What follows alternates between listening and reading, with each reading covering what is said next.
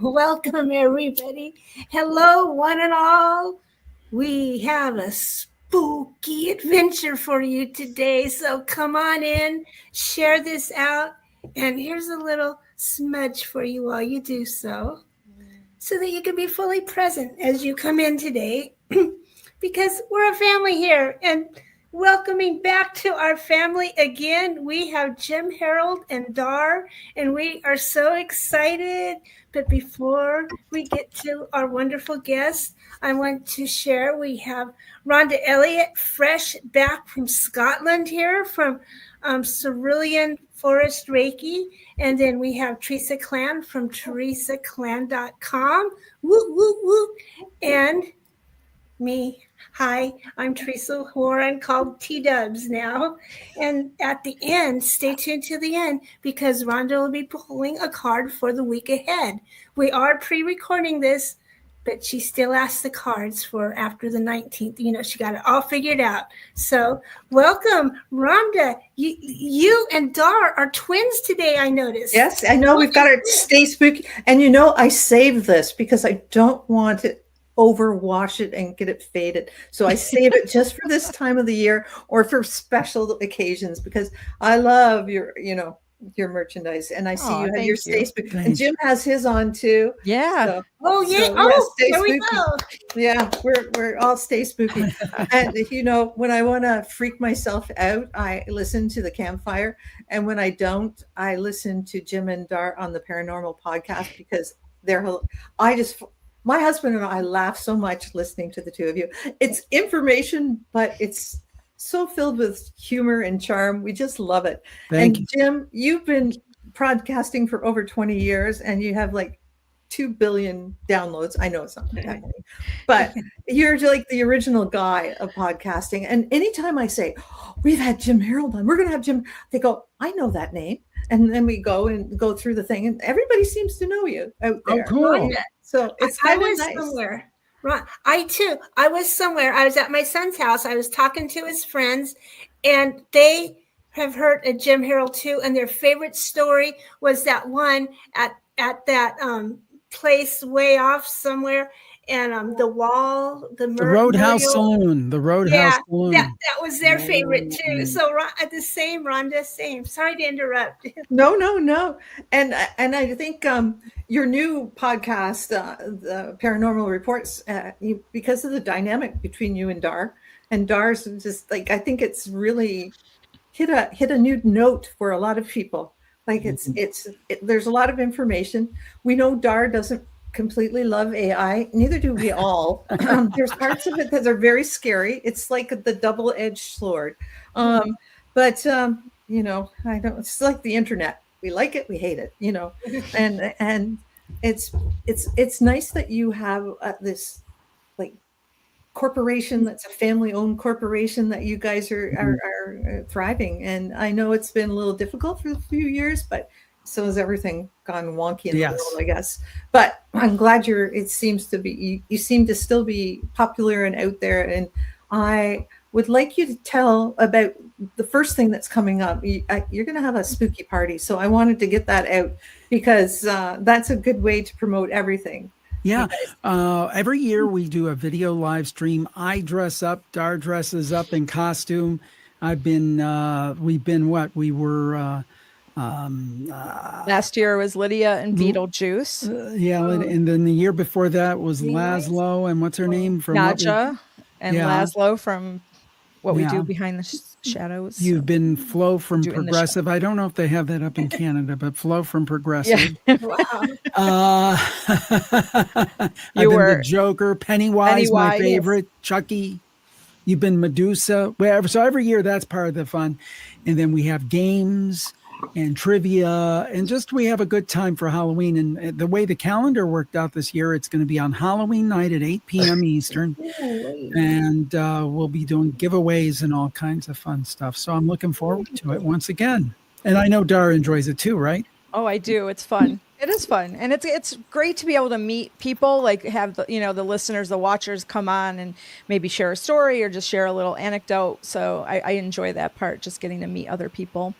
And I was fascinated to know that they start celebrating Halloween in July. Oh my gosh. It's become such a thing here in the States that, I mean, it's literally in July you'll start seeing things. And part of that's the profit motive. Let's face it, these companies want to put stuff out earlier and earlier so they can make more money. But people really get into it. So, yeah, and definitely by August, it's like in full swing. It's really it's almost like a 3-month season.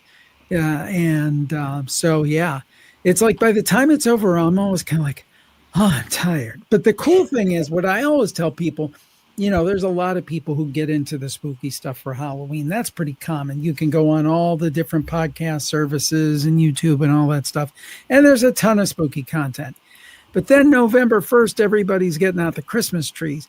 But it's always Halloween at the Spooky Studio. It never stops. It's 52 weeks a year.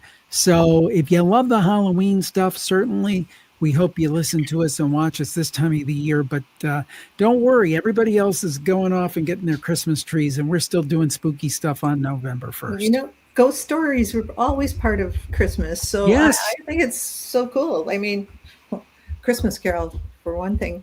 But my son was born on Halloween. Fun fact. Oh, how cool. Oh, nice. Like, isn't that the best birthday ever? Like, Christmas happens to have a birthday. Everybody gives you candy on your birthday. That's awesome. Absolutely. Everybody. It's always a party at school on your birthday. So that's true. And the thing is if you have it on other holidays, like if somebody observes and they'd have it on Christmas or something, well, people aren't going to necessarily want to, you kind of, I don't know, that's kind of a tough place. But Halloween's perfect because everybody's giving you candy for your birthday. That is just awesome. And I totally agree. Halloween is a year-round holiday. And I see Halloween as a holiday, frankly. Sure. We had a cabin on the beach. We would have campfires all the time, and the kids would circle around. And guess what we did? We kept telling each other ghost stories and maybe 1 or 2 nights worth, and then we'd repeat them. And then 1 or 2 nights of the same. Yeah. We loved it. That's how we spent our summers. Yeah. People love spooky stories. Of all the shows I do, that's still the most popular. And I think, the Paranormal Podcast, which was my first show, and I'm still doing it today with interviews and so forth. That's still going strong. And I think we have some great shows, and I'm loving, like you said, what we're doing with Dar with the Paranormal Report. That is great because I think it does open up a different side of my personality, I know. And I think it's nice to have that back and forth. And we don't always see eye to eye on everything. And I think that's, if you've listened, you'll know that. But I think that's a good thing. I think because it gets conversation going and, the audience listening part will be like on Dar's side on something and some might agree more with me. So it's kind of like, it's good to have that we don't get nasty or everything. We have fun with it, but that's great. But I love doing all the different shows and all of them are a little bit different angles. So it's not the same thing all the time. So I think it's a lot of fun. Yeah, we listen different times. It depends on how long we have between stops. Because when you live in the country, it's not how far it is, it's how long it takes to get there, right? That's right. We measure it in time. So whose podcast are we going to put on? Are we going to put on the Paranormal Report, or are we going to put on the Paranormal Podcast or Campfires? When I tell you, I didn't listen to Campfire in Scotland because it was spooky enough there where we were staying. Mm-hmm. But we don't need any spookier things. But yeah, it was fun. It was a lot of fun. Hey, Dar, I'm just curious. What's it like for you to work with Jim and put a show together like that? Oh, it's a lot of fun, actually. It's like I really look forward to that every week. Even though we kind of talk all the time, at home like that, but we just put it onto camera. He's quite the professional though. So you have to get your ducks in a row and get everything in order. be just right. Cause it's the whole Harold household. We're all a bunch of perfectionists. So we kind of overlook it, but no, it's a lot of fun. And then just getting his viewpoint on things, like he said, it's a little different sometimes than mine. And then, I get to rant, which is fun. So rant on camera, I rant at home anyway. So she does a Rick Mercer rant, which is awesome. So that's a Canadian show. But no, so how do you really feel about AI, darling?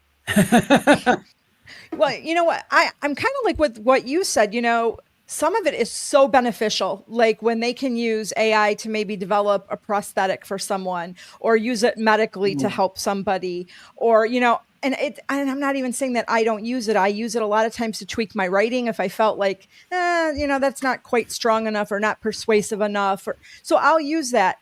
I don't like when we're getting into the scarier things where it's going to, like our story last week about, grief bots, and you can recreate somebody who passed and they're going to be in your room with you. Yeah. I don't know about that. I think we're on that border, like you said, like it can cross over and get really scary. So I'm kind of cautious. Yeah. I just want to interject one thing and then I'll shut up. Yeah. But there was something, I just sent it to Dar yesterday. It was one of the most eerie things I've ever seen. There's this new AI tool. It's by the same people who make ChatGPT. It's Sora 2. It's a video generator.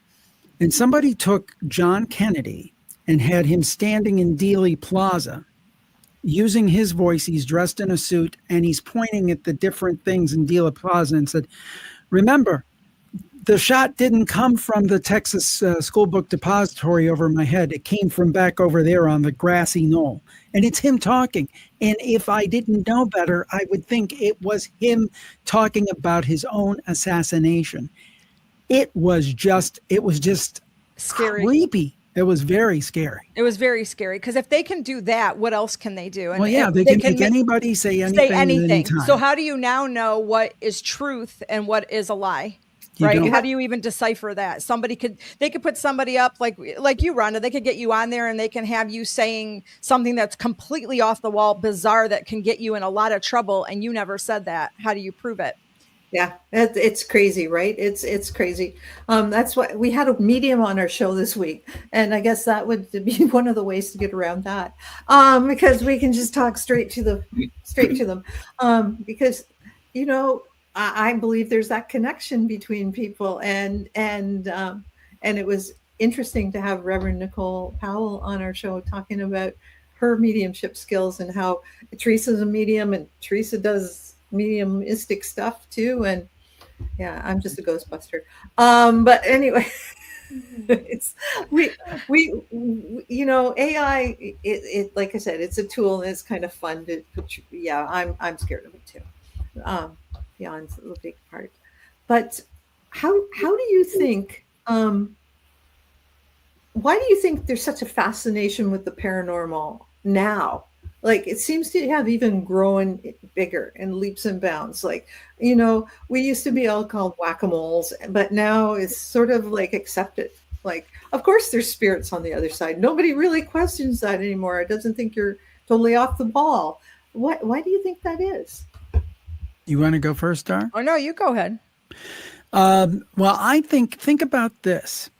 When the American Civil War happened, after that, there was a great interest, and it got bigger and bigger and bigger in spiritualism and contacting the dead and those kind of things. And I think when you're in times of uncertainty, COVID, political upheaval, all these different things, that people try to reach out for something that's more real, that they can latch onto. So I think it's pretty much established when there are times of strife or uncertainty or these kind of things that people go towards the spiritual. And I think that's some of what you're seeing. What do you think, Dar? Yeah, I agree with that too. We had that story last week about why our haunted houses, so marketable, and it went back to Edwardian, and that it was that spiritualism time, where they wanted to get in touch and be close to the dead, and it gave them some stability. I also have another viewpoint. I kind of think, it's becoming a little more mainstream, basically what you touched on, Jim, for profit too. I think sometimes these greedy people are considering, oh, you know what, we can make real good money off of this. So they're kind of like pushing it a little more and making it a little more acceptable so that, you know, it'll kind of catch on. I don't know. I just think we've all been there, but I think that people are coming out with it more. There was, I forget, we had the story last week, Dar, you'll probably remember. It was the one SNL, was it on the Amy Poehler? Kristen Wiig, yeah. Amy Poehler was on, and she used a medium to ghostbust her house to get the ghosts out. And and it was kind of funny, right, Jim? Because she was kind of joking about it and making it kind of comedic, but she underneath those layers, she believes. Yeah, and I think you're seeing more that the people of high profile are coming out and they'll go, ha ha, funny, ha ha. But this thing happened, just like I always say on Campfire. But there was this one time, and then they'll tell it. So I think we are starting to see that as a society. Even the, you know, the famous folks and those kind of people are coming out more with their stories. Maybe it's because it's harder to lock us up now than it used to be. Could be that has something to do with it too. If you were a bad housekeeper, you used to get locked up as crazy. But I don't know. Now they have to prove me wrong. It's true. And Jim and Dar, do you think the advances in sciences has also opened up this door where we're talking quantum physics and entanglement and string theory? Those conversations have kind of entered the mainstream now. So people's aperture of consciousness is kind of opening up, not only in times of uncertainty to try to get a sense of control or understanding, but just continuing that road through those alternate dimensions for people to go, oh, that's an example of that. Yeah, I think when I started even 20 years ago, which is really not that long ago, if you look at like the big span of time and science and so forth, it seemed like you had two separate camps, right?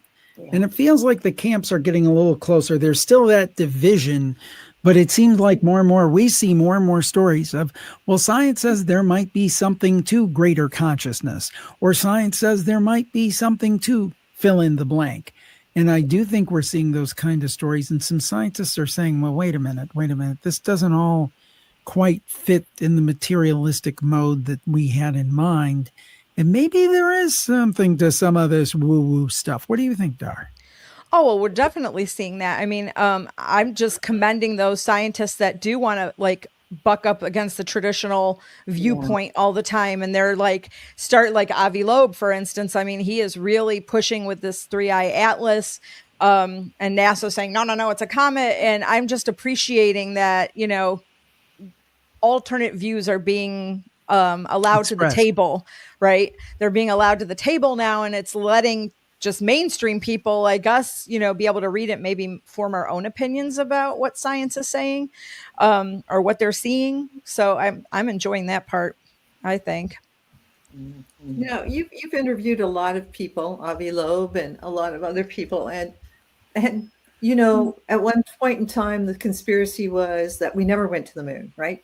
Just going back to the moon. We never went to the moon. That was all set up. It was just a studio, whatever.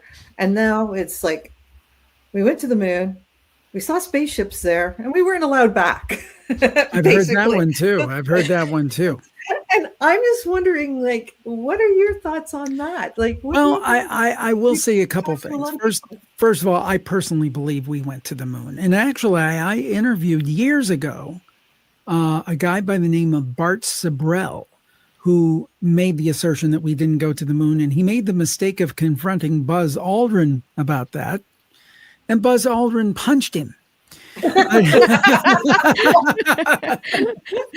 But anyway, so I think we went to the moon, but I do think there is something. I'm not saying there were aliens on the moon necessarily, but I do think that astronauts have seen things they can't explain, and they've said as much. And you have people like the late Dr. Edgar Mitchell, who firmly believed that we were not alone. And, was an astronaut who had been to space and so forth. I think he even landed on the moon, if I'm not mistaken, in one of the later Apollo missions. The point being, I think that we definitely landed on the moon, and I definitely think that astronauts saw some really weird things in their travels. I believe that. Yeah, I think right, because when he came back, that's when Dr. Mitchell formed the Institute of Noetic Sciences. Yes, and it wasn't a wishy-washy assertion on his part. He was like, "No, we are not alone. We are not alone." He was, firmly foursquare in that. And I mean, you're not talking about an intellectual lightweight or anything like that. Very smart man, because you notice he had that doctor in front of his name. It wasn't, Joe Schmo.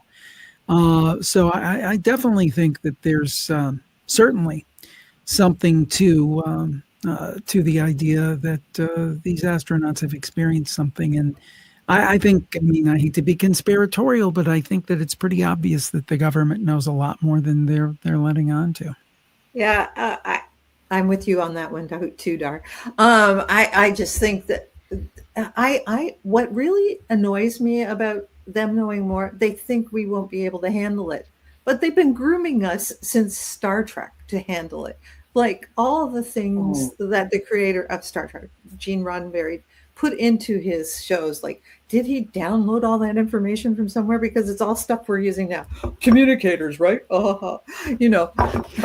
Remember what was it? It was his uncle that used to work for Lockheed Martin or Skunk Works, right? So there's connections there. And I remember I met Edgar Mitchell once, and we had a very brief conversation, and his eyes were like full of stars, kind of metaphorically speaking. If you looked in his eyes, which are very much like Barbara Marx Hubbard too, when I met her once, you could just tell that they have this massive cosmic consciousness within them.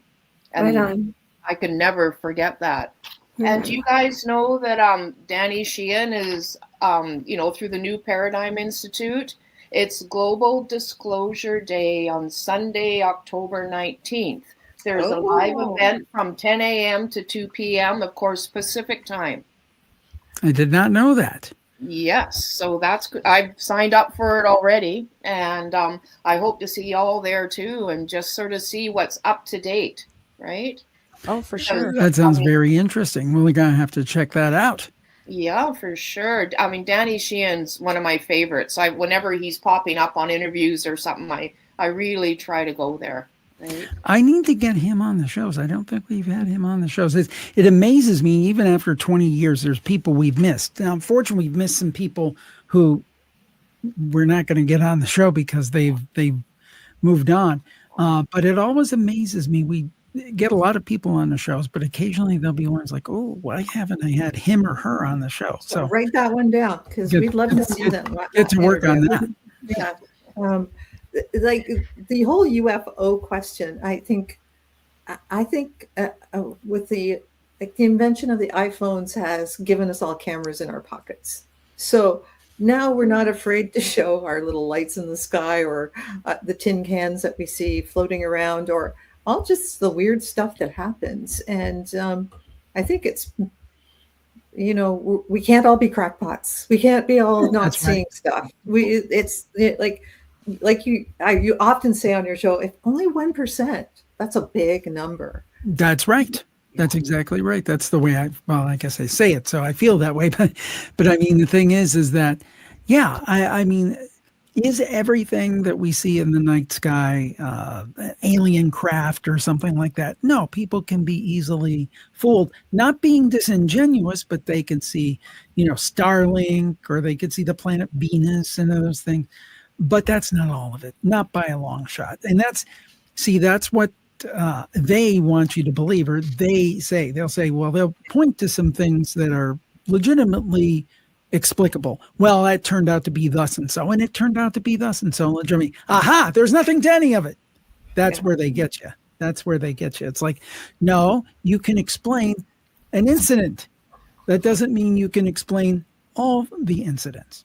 Well, it's always like an all or nothing, right? That's what we always get. It's always this, or no, it's never the, so yeah, like Jim said, some things I think are, unexplained. It's unexplainable. We don't have that knowledge or technology to realize what that is yet.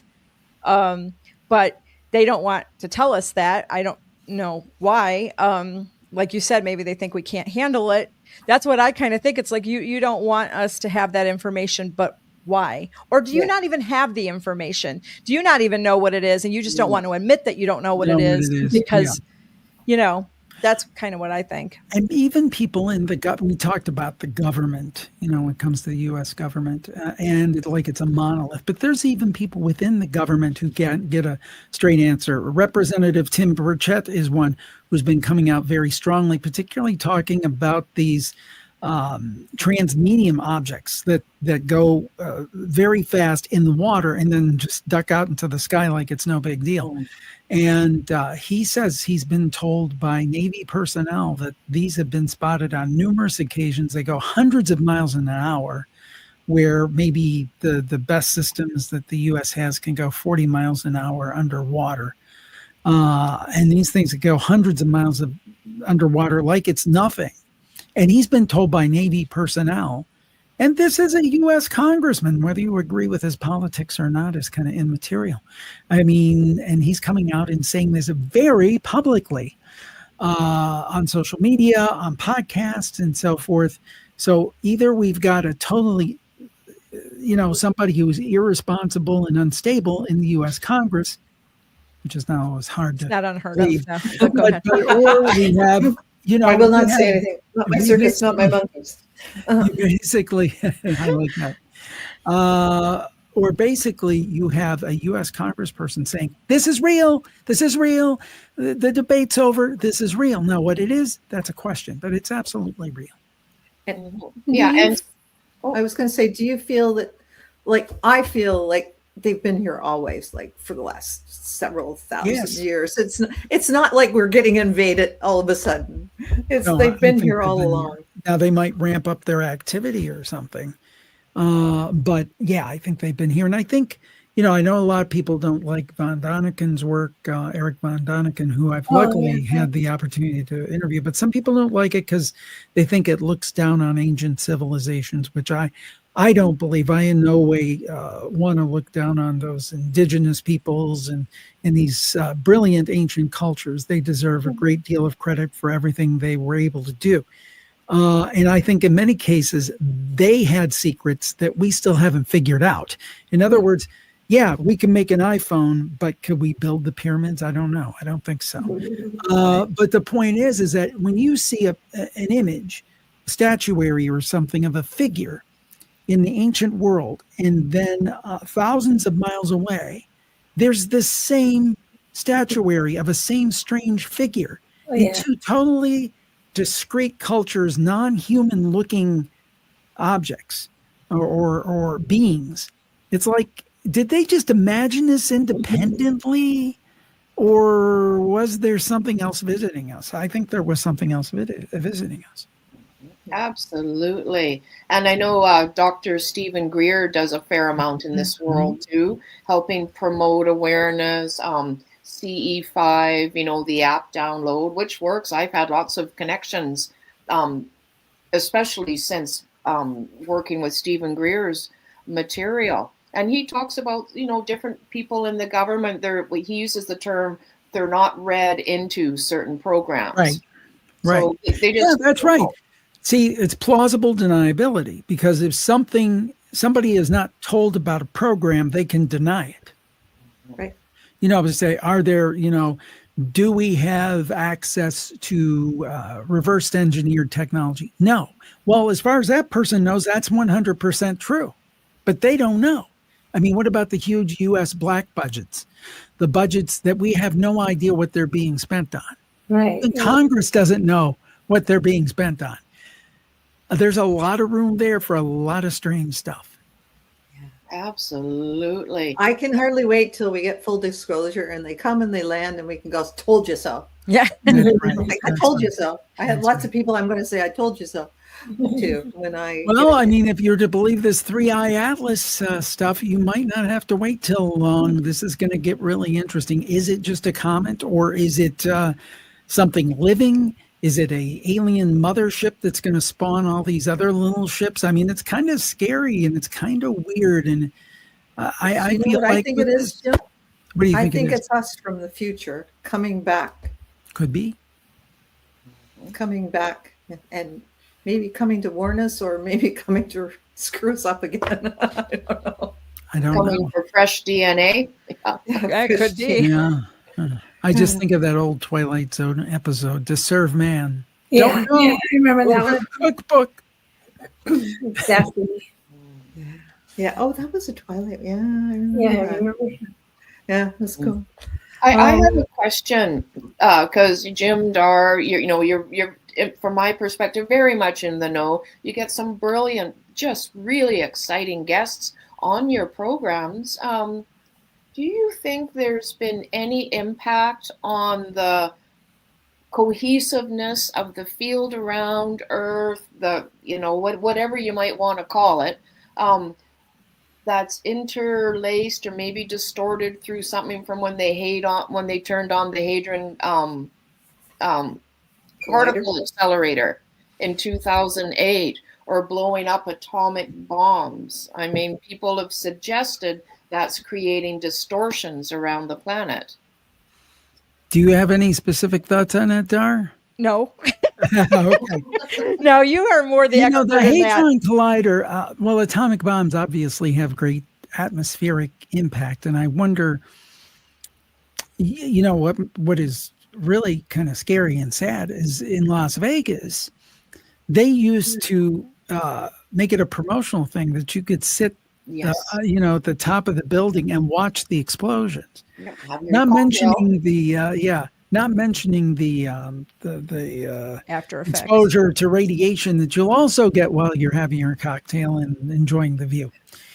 So I don't think there's any question that the testing of atomic weapons had long-lasting atmospheric effects that maybe we still don't understand. I don't know. In terms of the Hadron Collider, I wonder about that. I'm not ready to cast my hat into the ring that this has definitely caused some upset in the universe. But like so many things, and this sounds like a total cop-out. I'm sorry, Teresa. I don't know, but I'm not ready to rule out that it hasn't had unintended consequences.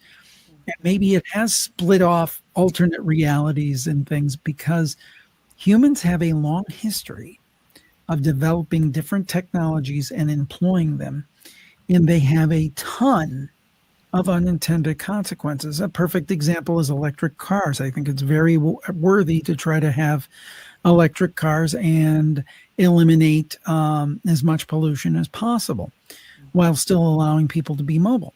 But you have a much heavier car that is on tires, which the tires release toxins into the atmosphere that largely cancel out the benefits of getting rid of gasoline cars. I mean, I just use that not as a political point, but as a point to say there's so many inventions through human history that have had, much like we said, good things that have happened, good things have happened through them, but also unintended consequences, things that we could not possibly foresee, right? Like our little iPhone. Yeah, exactly. Dopamine, Social. dopamine. I mean, I remember.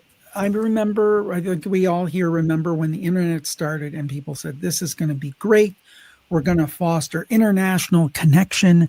We're going to be one world. We're all going to get along, and this is going to be. It's going to." And it kind of started out that way, right? Mm-hmm. And then somebody figured out, wait a minute, if I create a website and I create a computer algorithm and I'm able to get different people at each other's throats, there's going to be more engagement. And if there's more engagement, what does that mean? That means more views. What do more views and impressions mean? More ad dollars. So you took this beautiful thing that it could spawn international awareness and brother and sisterhood and all of this stuff, and you figured out a way to twist it so you could make the most money possible by basically weaponizing people who had different political views. And guess what? We've always had different political views. There have always been people on the left and people on the right. But they didn't have this constant stirring of social media to get everybody into a tizzy. So that's just my theory.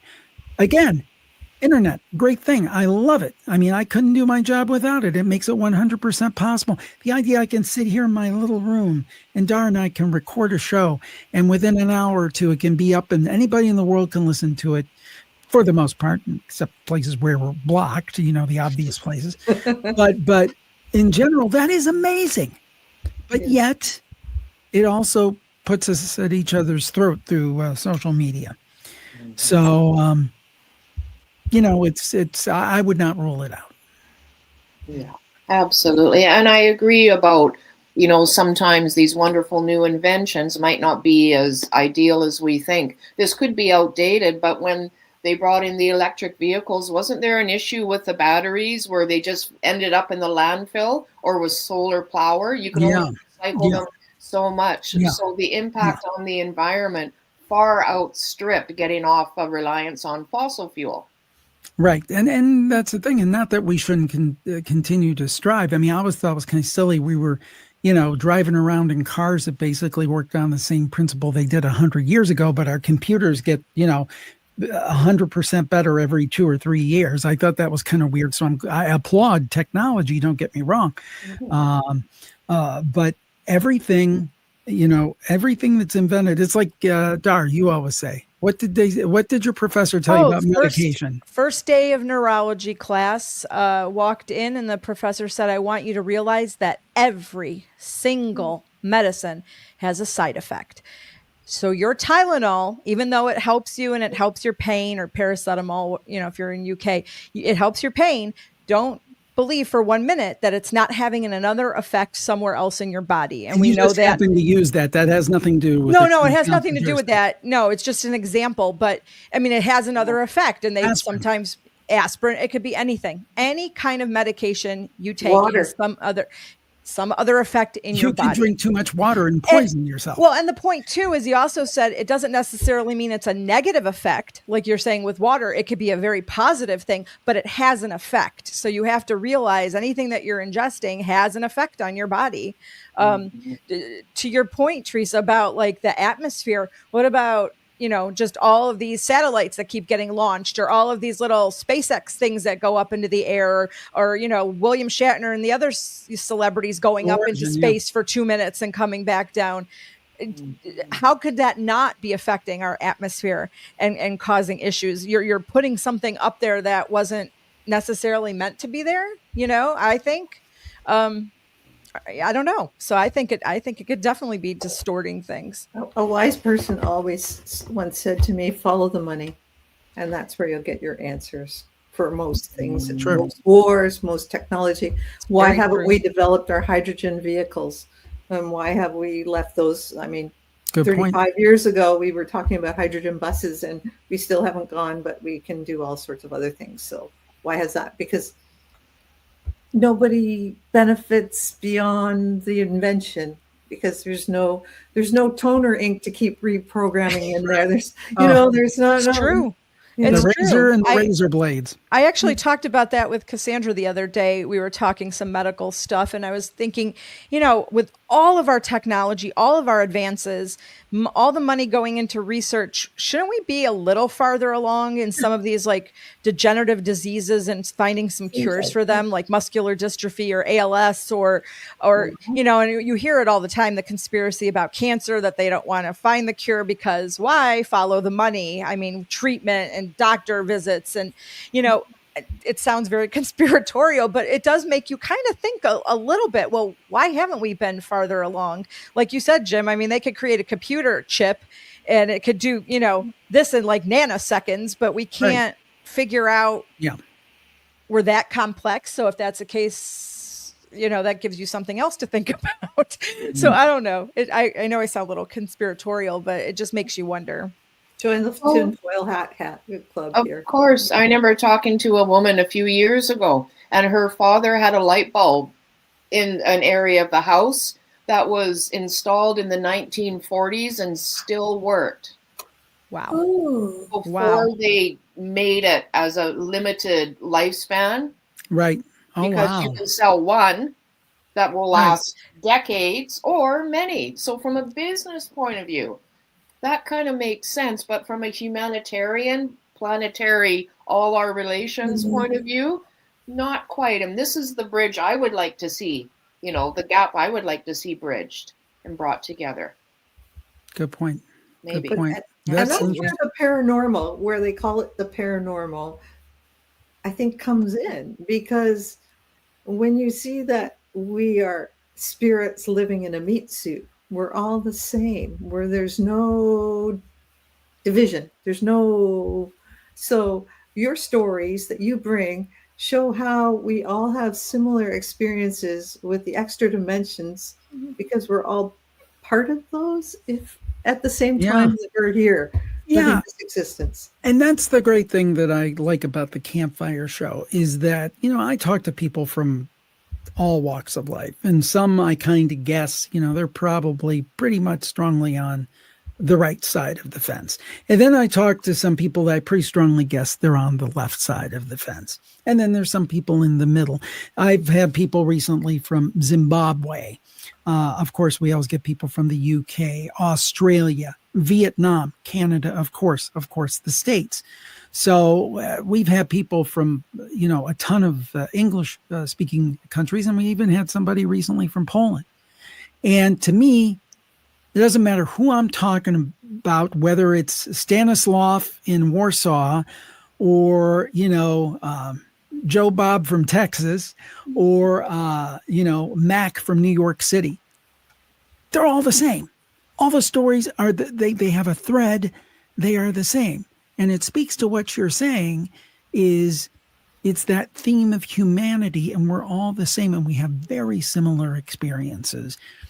And then all this other stuff gets in the way, and we forget about that. We forget about that we are the same. We're all humans. I mean, again, President Reagan, and I thought this was very interesting. He made a famous speech in front of the United Nations.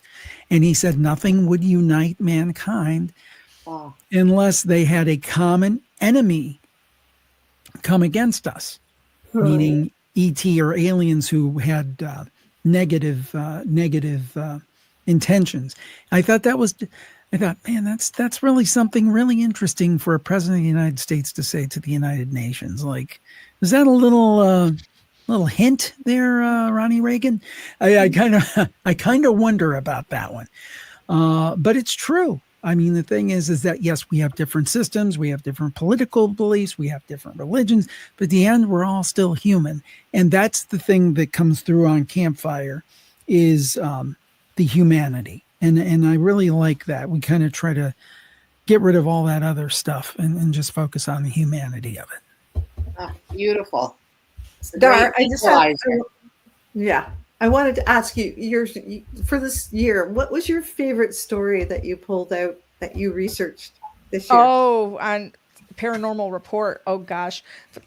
It's not so much paranormal. It's kind of the weird story of the eggs just showing up on a street in England, and at the beginning of every month, just eggs would appear there, and nobody knew why. I think it's hence stopped. I've tried to keep finding the answer to that, but I couldn't. So that one was very interesting to me. I always tend to go, and Jim knows this, like he might be more leaning one way. I tend to lean more towards the psychics, the mediums, what happens on the other side. Can we contact our loved ones? What are they saying? Is everything okay over where they are?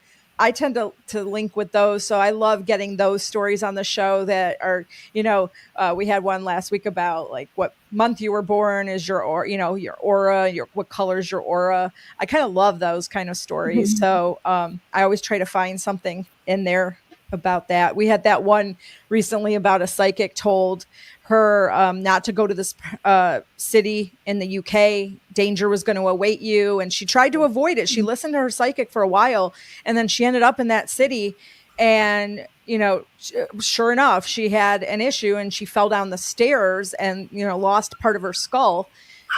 Wow. The psychic warned her, so those are the kind of stories that I'm drawn to. So I always try to find a couple that we can put in there. That's the reason that I like Dar doing this show so much, because she picks stories I might not pick. So it keeps the show diverse. We always try to have, we usually have 1 or 2 UFO stories, 1 or 2 psychic kind of stories, a couple of ghost stories, maybe 1 or 2 like funny haha stories or involving a celebrity or something.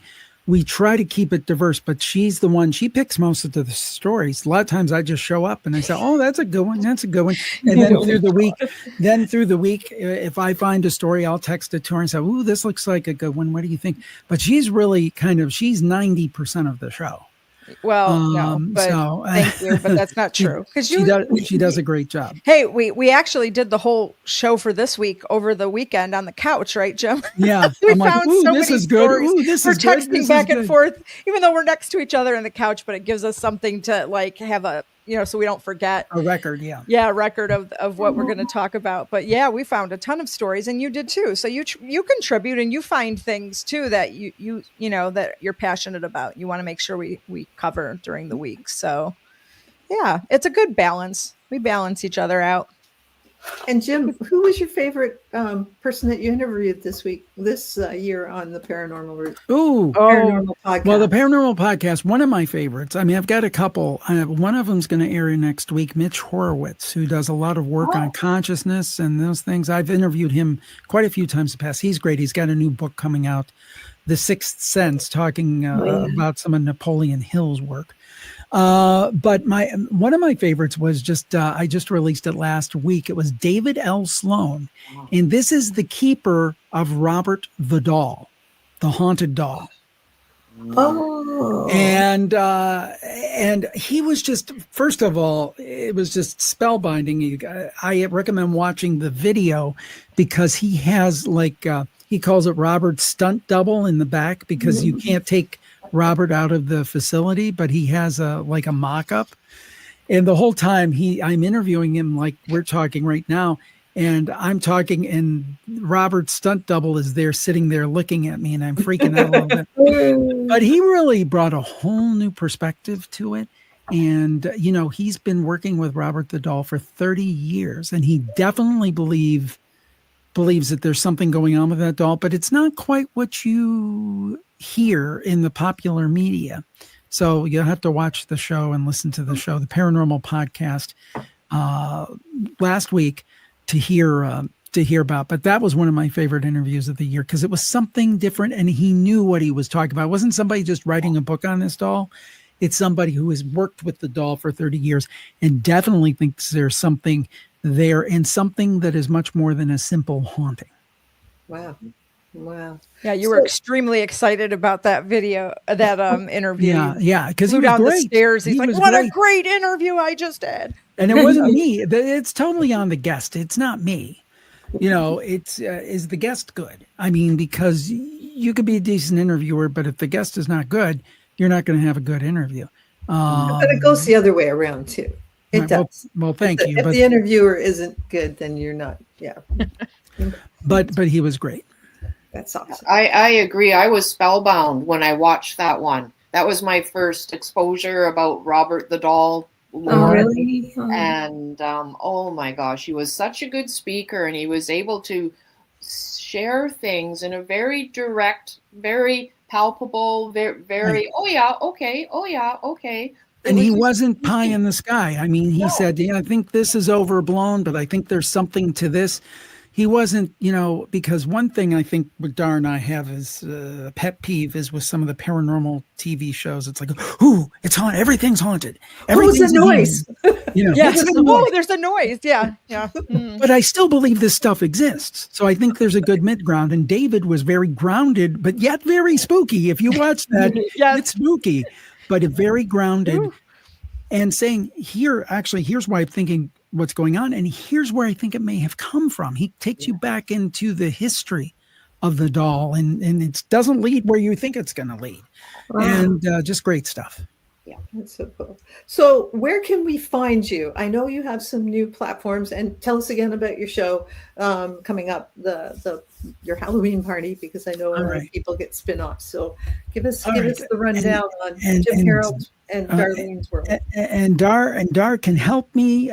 We're filling the blanks. We'll start with the show. Probably this time of the year, the number one show you want to pay attention to is Jim Harold's Campfire. That's where real people share their spooky stories, real life, real people, real stories. It's 90 minutes every week. We never skip a week. So there's a lot of spooky stories. Then you have the Paranormal Report, which is the show that I do with Dar. Every week we do kind of a rundown of some of the biggest news in the paranormal. To me and to Dar, the paranormal means UFOs, ghosts, cryptid creatures, spooky stuff, head scratchers, weird stuff, all of it. Yeah. Then we have the Paranormal Podcast, my longest running show, where we do interviews like the one I talked about, David Sloan on Robert the Doll, Mitch Horowitz coming up next week. Those are sit-down interviews with folks, usually 40, 45 minutes. That's that. And then you were talking about the other platform, the newest platform. It's absolutely free. It's our virtual Campfire group. It is an online community. And people are loving it. virtualcampfiregroup.com, virtualcampfiregroup.com. And that's kind of a replacement for our old Facebook group, because we were finding we were putting things there. Facebook would bury it. We had 27,000 people in that group, and yet nobody would ever see anything we put in there. If they put a story in there, nobody would see it, because Facebook just kind of, let me show you all my ads. So we said, that's okay. We'll start our own. So at our own expense, we got access to this platform, and folks can join in, and it's a great time. They share their stories, talk about the shows, a bunch of good stuff. Dar, what did I miss? And tell them about the live stream. So we always do an annual live stream for Halloween. This year it is on Halloween. But Jim, you failed to tell everybody how to get to your shows. Where are you located? YouTube, Spotify, Apple Podcasts, JimHarold.com, wherever you listen to podcasts or watch podcasts. Right. Definitely. So our live stream will be on Halloween, 8 p.m. Eastern. We do record it. So if you do have other things, you could go back and watch it on YouTube.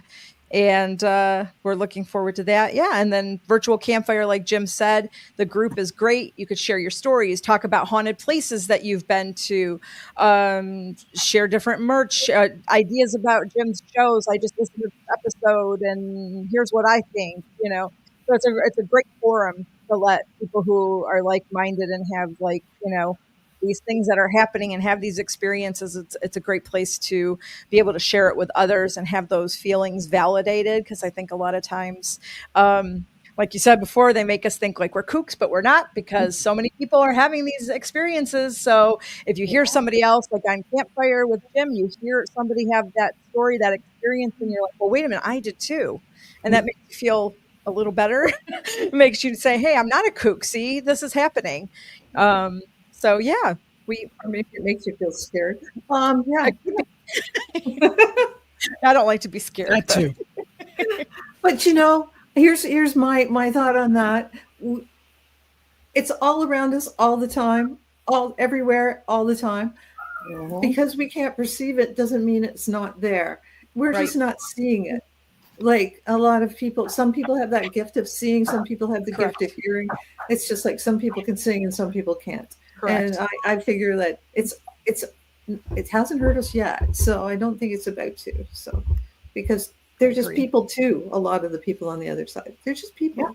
Just they are different forms. So anyways, thank you so much for being with us. I guess I have to give the card of the day, and I picked an angel card, and it came up, I think, for Dar, because I just love this card. It's called, it's from Kyle Gray's Angel Oracle, Guardian Angels. It's Holy Love. Wow. And I'll just read you the extended message quick.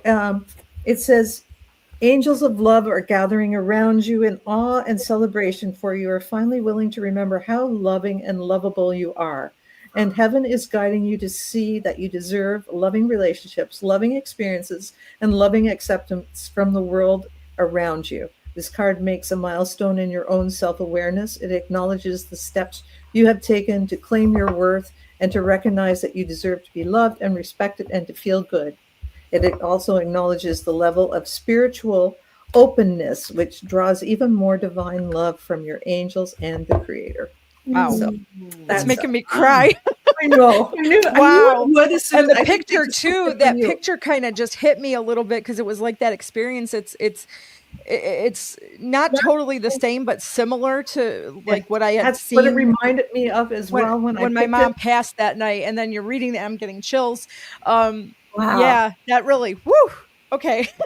Give us a quick, Make me cry. give us a quick, because not everybody has known about that story or heard that story. So just about when your mom passed. Yeah, well, I was with her, and we knew she wasn't gonna make it. They had kind of said that, but she wasn't like very physically sick. I mean, she was having issues breathing, and I was with her, and she told me to go home, and I'm like, no, I'm gonna stay. No, go home. You have a little girl at home. Your husband's at home. Go. Went home, fell asleep. And all of a sudden, 2:00 in the morning, I wake up and I look over Jim's shoulder on the side of the bed, and there's Virgin Mary standing there.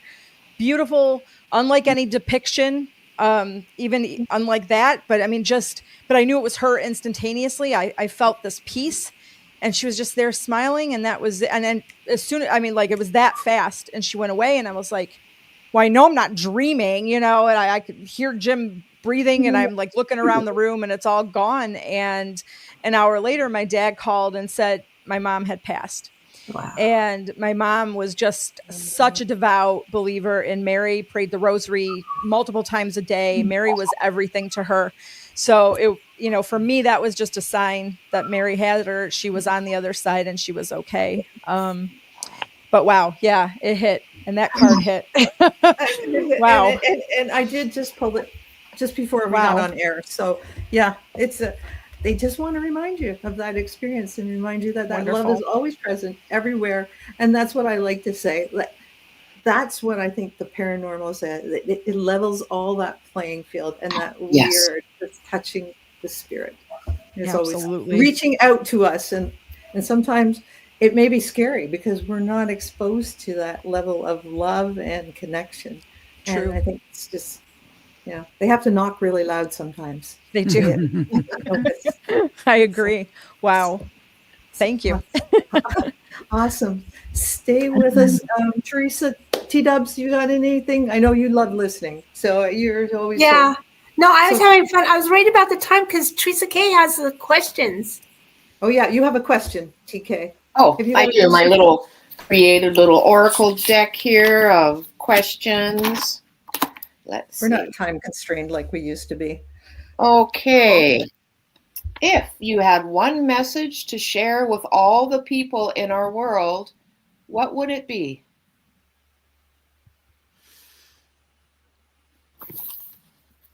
I'm going to say it, but I'm going to have to qualify it. Learn to overlook. Oh. Let me explain like that. That doesn't mean overlook terrible things. Right. It doesn't mean if somebody commits a crime or act of violence or anything, overlook that. But overlook the differences. Try to get along with people who are different than you, who believe differently than you, whether that's religiously, that's politically, whatever it is. And try to connect to them on a level of commonalities. So maybe learn to overlook. That's not the most poetic way to put it, but agree to disagree. Good. Beautiful. Thank you, Jim. Dar, did you want me to repeat the question, or no? It was kind of difficult because I was first going to say, just let's be kind. Kindness to everyone, because you don't know what people are going through at any given point in their life. Everybody has trials and tribulations. Life is not static. It is dynamic. It changes by the minute. So just be kind to each other and be considerate. So that's what I was going to say, but then I got reminded of my little sign that I wrote here. One of Jim's guests had said this, and I have this on my desk, and it says, "Stay anchored in gratitude." And it's like, you really need, everyone just needs to take a step back and just be so thankful for the things that you do have and the blessings that you are given, and stop worrying about what you don't have or what Joe down the street is doing or what Sally over there bought. That stuff doesn't matter. Just be so grateful for you that you have somebody in your life, or, and if you don't, that there's somebody down the street that will probably be willing to talk to you if you open up. Just be grateful, show that gratitude. That's my thing. Sorry. What a great last message for Thanksgiving on Canada Thanksgiving. Yes, that's right. Happy Thanksgiving. Yeah. Thanks so much again. And we're going to end the recording. Just stay on afterwards for a minute. And thanks very much for joining us. And this will be going live on October 19th. And you'll have to make sure you tune in on Halloween to Jim and Dar and the whole Paranormal Podcast, everything on their YouTube channel. And you can find all that information connected to this video and this podcast. Thanks for watching. Thanks. Bye, everybody. Bye. I'm just going to get my tech going.